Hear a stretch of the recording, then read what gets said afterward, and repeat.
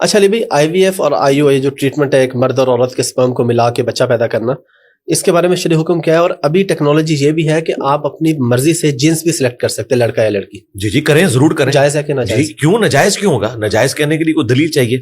صرف اس میں یہ چیز ہے کہ جو دو مرد و عورت آپس میں میاں بیوی ہیں، اس میں کسی تیسرے کی انوالومنٹ نہیں ہونی چاہیے، اس اعتبار سے کہ سپرم یا اووری آپ یوز کریں. جی بالکل.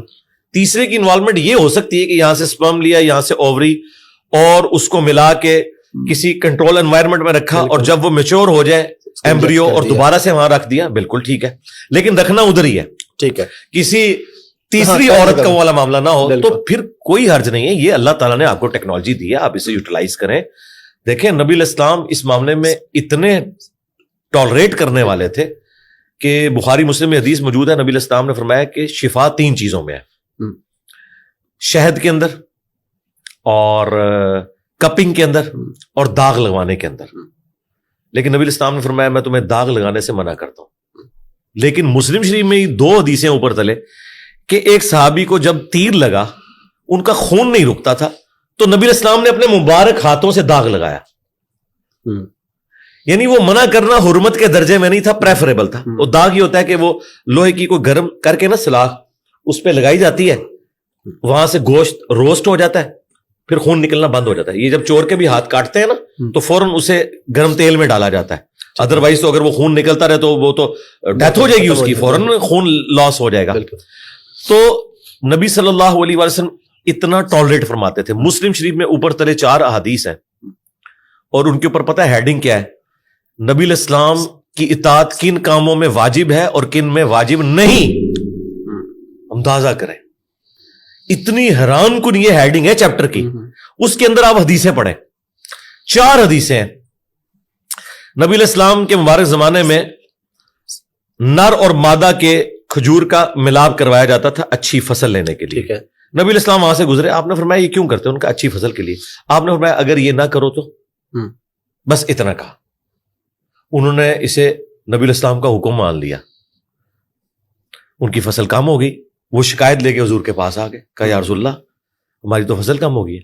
آپ نے فرمایا کہ میں نے تمہیں کو منع تو نہیں کیا تھا، اگر میں اللہ کے حوالے سے کوئی دین کی بات بتاؤں وہ لیا کرو، لیکن اگر میں تمہارے دنیاوی کام میں تمہیں کوئی مشورہ دوں تو وَأَنْتُمْ أَعْلَمُ بِأَمْرِ دُنْيَاكُمْ، تم دنیا کے کاموں کو مجھ سے بہتر جانتے ہو.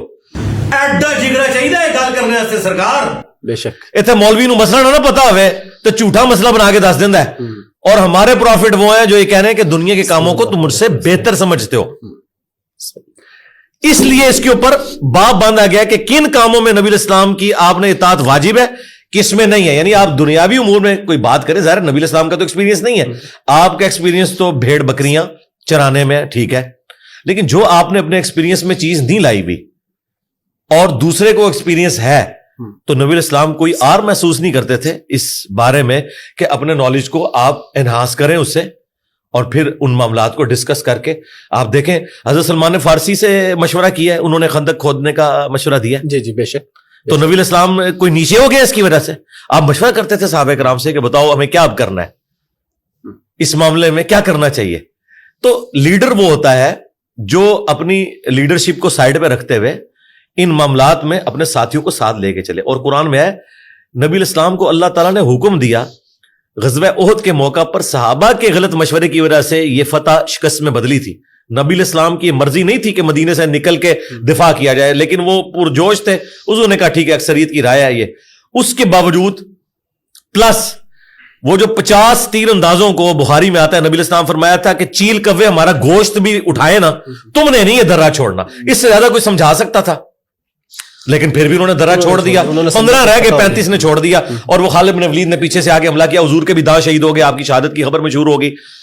کتنا غصہ ہوگا نبی علیہ السلام کو کہ ایک فتح شکست میں بدل گئی. قرآن میں اللہ تعالیٰ نے 60 آیات میں سرزنش کی صحابہ کرام کی، پھر معاف کیا، اور پھر نبی علیہ السلام کو کہا کہ آپ اگر تند مزاج ہوتے نا تو یہ ساتھی آپ سے کب سے الگ ہو جاتے. یہ آپ کی نرمی ہے، اور یہ اللہ کا فضل ہے کہ آپ نرم ہیں اپنے ساتھیوں کے حق میں. اللہ نے اسے اپنی طرف منسوب کیا. اچھا، اور پھر فرمایا کہ آندھا بھی انہیں مشورے میں شامل رکھنا ہے. ہائے ہائے ہائے ہائے، اللہ اکبر. یعنی مشورے کی کہاں سے ادا کی ہے پروفٹ نے, لیکن حضور کو کہا جائے یہ نہ ہو کہ آندھا آپ یہ کہیں کہ یار تہاڈی گل پہلے بھی کام پہ آسی ہوں میں تمہیں بیچ نہیں پاڑا, نہیں, ان کو شامل رکھنا ہے. امرہم شورا بینہم بھی ہے سورہ شورا کے اندر. تو ایک بڑی نارمل لائف, نبی علیہ السلام کی کامیابی ہے ہی ہے کہ آپ نے بڑی نارمل لائف گزاری ہے, اور آپ کے ساتھی بھی آپ کے بعد وہ نارمل لائف جب تک گزارتے رہے ہیں تو اسلام اور مسلمانوں کا گراف اوپر گیا. جب انہوں نے پروفٹ کا راستہ چھوڑا ہے تو اسلام کا گراف نیچے آیا. مسلمانوں کا گراف بے شک اوپر جاتا رہے, اسے کوئی فرق نہیں پڑتا, اسلام کا گراف پھر نیچے آ گیا خلفائے راشدین کے بعد. تو اس میں یہ تو آپ نے ڈیٹیل سے بتا دیا, تو جنس چوز کرنا بھی بالکل ٹھیک ہے. جی ٹھیک ہے, کر سکتے ہیں, آپ کا رائٹ ہے, کیوں نہ کریں. ٹھیک ہے, دعا نہیں کرتے ہم, کرتے ہیں. اگر حضرت زکریا کے پاس کوئی آپشن ہوتا نا تو اسے اویل کرتے. انہوں نے بیٹا مانگا, اولاد یعقوب کا وارث, ٹیمپل آف سلیمان میں اسے وہاں پر ایک آج کے اعتبار سے سمجھ لیں کہ گدی نشین اس خانقاہ کا, جہاں توحید کی وہ بات کرے. حضرت عیسیٰ ابن مریم کی تصدیق کرنے والے تھے وہ, تو بیٹا مانگ کے لیا نا, یہ آپ کا رائٹ ہے, آپ کریں. اللہ تعالیٰ نے آپ کو ریسورسز دیے ہیں تو ضرور کریں.